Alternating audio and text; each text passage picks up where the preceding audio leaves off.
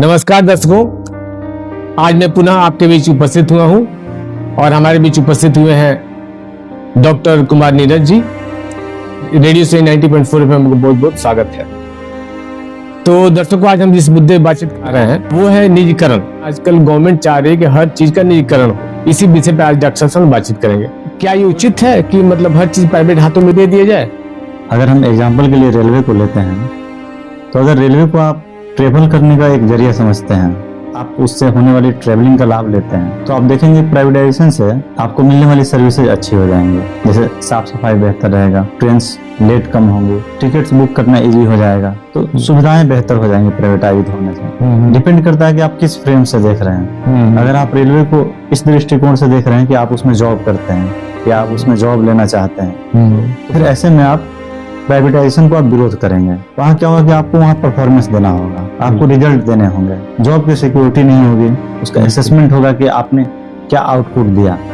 As an employ of railway अगर आप देखते हैं अपने आप को, जी जी, तो फिर प्राइवेटाइजेशन का आप विरोध कर रहे होंगे। तो सरकारी विद्यालय को प्राइवेट में क्यों नहीं दिया जा रहा है? स्कूल के साथ क्या है कि गवर्नमेंट स्कूल के साथ साथ आपको प्राइवेट स्कूल्स के ऑप्शन है। तो मुझे लगता है कि प्राइवेटाइजेशन आपके नजर में और मेरे नजर में होना चाहिए। हाँ, अगर आप अच्छी सर्विसेज का लाभ लेना चाहते हैं जी, तो फिर प्राइवेटाइजेशन अच्छा है। जी जी, लेकिन आप उसमें जॉब करते हैं, क्योंकि इंसान का डुअल फेस होता है। दहेज देना हो तो बुरा लगता है, लेना हो तो अच्छा लगता है। मैं दहेज का सपोर्ट नहीं करता। घूस देना हो तो बुरा लगता है, घूस लेना हो तो अच्छा लगता है। तो ये पूरा खेल आदमी के दोहरे विचार का होता है। एक चेहरे के अंदर दो विचार चलते हैं, कई चेहरे छिपे होते हैं। एक चेहरे के अंदर कई चेहरे छिपे होते हैं। जी बिल्कुल बिल्कुल है। लेकिन मुझे लगता है कि सरकारी नौकरी में ज्यादा लोग अपने आप को सुरक्षित महसूस करते हैं। इस पे आपका क्या कहना है? अब आप रेलवे में जॉब करते हैं तो आपका जॉब सुरक्षित है, लेकिन जो यात्री हैं वो सुरक्षित नहीं है।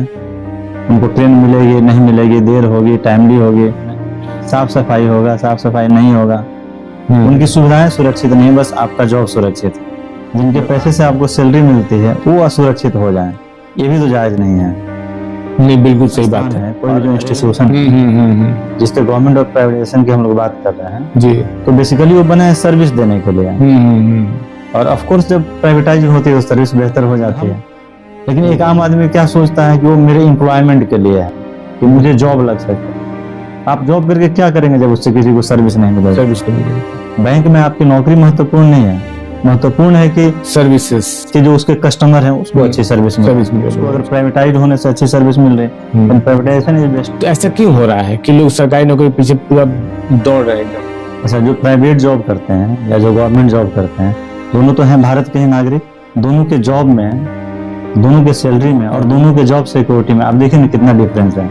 एक देश में रहने वाले दो लोगों में इतनी असमानता क्यों? अगर दो भाई हैं और एक गवर्नमेंट में जॉब करते हैं और एक प्राइवेट में जॉब करते हैं, तो आप देखिए ना कि गवर्नमेंट जॉब वाले, उनकी जॉब कितनी सुरक्षित है, उनकी सैलरी भी ज्यादा है, उनको काम का रिस्पॉन्सिबिलिटी भी नहीं है, और उसी घर में, उसी देश में उनका भाई भी रहता है। और अगर उनका भाई प्राइवेट वर्क कर रहा है तो देखिए ना उनको सुरक्षा के नाम पे क्या है, सैलरी भी कम है, जॉब से निकाले जाने का खतरा है। तो ये दो तरह की चीजें नहीं होनी चाहिए। विश्व के बहुत ऐसे देश हैं जहाँ गवर्नमेंट और प्राइवेट जॉब में बहुत फर्क नहीं है। दोनों की सैलरी देख लीजिए या सुविधाएं देख लीजिए, लगभग सिमिलर है। तो मेरे हिसाब से इस देश के सरकार को भी और राज्यों की सरकार को भी ये सिमिलरिटी रखना चाहिए। और विडम्बना देखिए ना, 60 साल रिटायरमेंट का एज होता है और एक व्यक्ति 40-45 साल की उम्र तक मात्र अगला 15 साल की सेवा के लिए तैयारी करते रहता है। हाँ, 15-20 साल की सेवा के लिए। अगर किसी की नौकरी अगर 40 साल की उम्र में लगती है तो 20 साल नौकरी कर पाते हैं। तो 20 साल की नौकरी के लिए 40 साल का तैयारी, तो कहीं ना कहीं एक साइड में मलाई ज्यादा है और एक साइड में खाई ज्यादा है। तो मुझे लगता है कि मलाई को कम कर देना चाहिए और खाई को थोड़ा भर देना चाहिए। क्योंकि दोनों व्यक्ति, जो दो भाई हैं और एक प्राइवेट में जॉब करते हैं, एक गवर्नमेंट में करते हैं, दोनों तो इसी देश के नागरिक हैं। दोनों के आय में, दोनों के सेफ्टी में इतनी फर्क क्यों होनी चाहिए? ये फर्क उनके बच्चों के भविष्य में एक असमानता क्रिएट करेगी। बिल्कुल बिल्कुल, ये भी जायज नहीं है। और गवर्नमेंट जॉब पाने की जो लालच है, इसके पीछे क्या रीजन हो?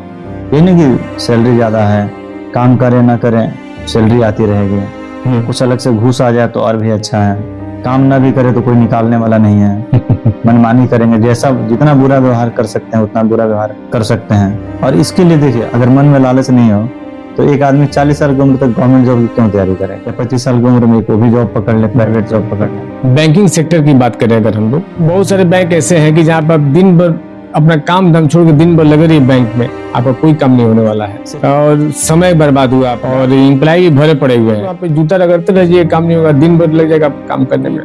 क्या तो आज सर्वर डाउन है, तो आज नेट नहीं चल रहा है, तो आज काम नहीं होगा आपका। आपको जो कष्ट मिला उसके लिए वहाँ किसी की रिस्पॉन्सिबिलिटी तय नहीं होती है, कोई जवाबदेही नहीं है। फिर आप उनके खिलाफ अगर कंप्लेन करते हैं और उनके जो हायर अथॉरिटी है जिनके पास आपने कंप्लेन किया वो भी गवर्नमेंट जॉब में है, वो भी अगर आपके कंप्लेन को हैंडल नहीं करें तो आप कुछ नहीं कर सकते, उनका भी उनकी जॉब निकल नहीं सकती। तो ऐसे में आलसी मन क्यों काम करना चाहेगा, जहाँ जॉब इतना सिक्योर है, काम फंसाने के अलग से पैसे मिल जाते हैं, तो ऐसे में आलसी मन क्यों काम करना चाहेगा।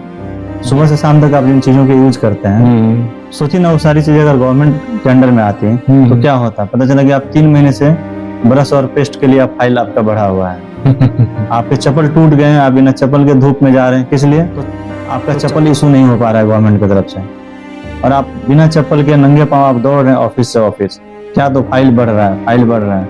ये कौन सी फाइल है और कौन सा नापने का तरीका है, जो नाप के देख लीजिए 1 इंच नहीं बढ़ता है। दुनिया चल रही है तो हर विभाग में, हर सेक्टर में कुछ लोग अच्छे हैं, लेकिन मेजोरिटी का आप हाल देखें तो यही है जी। और मेरे पहचान में तो एक ऐसा व्यक्ति नहीं जिसका 2-4 फाइल 15 साल 20 साल से कहीं फंसा पड़ा ना हो, और उनके बच्चे भी गवर्नमेंट जॉब की तैयारी करते हैं, क्योंकि वो जब सरकारी नौकरी लेके आएंगे वो दूसरे का फाइल फंसाएंगे तो कुछ उनको पैसे मिलेंगे, या फिर बदले का मजा लेंगे, टेस्ट ऑफ रिवेंज लेंगे। अच्छा मेरा फंसा, मैंने आपका फंसाया, अब आपके फंसाने के चक्कर में फिर अनगिनत लोग फंसे रहेंगे। मन दोहरे तरीके से काम करता है, एक ही चीज जब आपको देनी हो तो बुरी लगती है, लेनी हो तो अच्छी लगती है। जस्ट आप दहेज को देखें, मैं दहेज को सपोर्ट नहीं करता, दहेज एक सामाजिक बुराई है।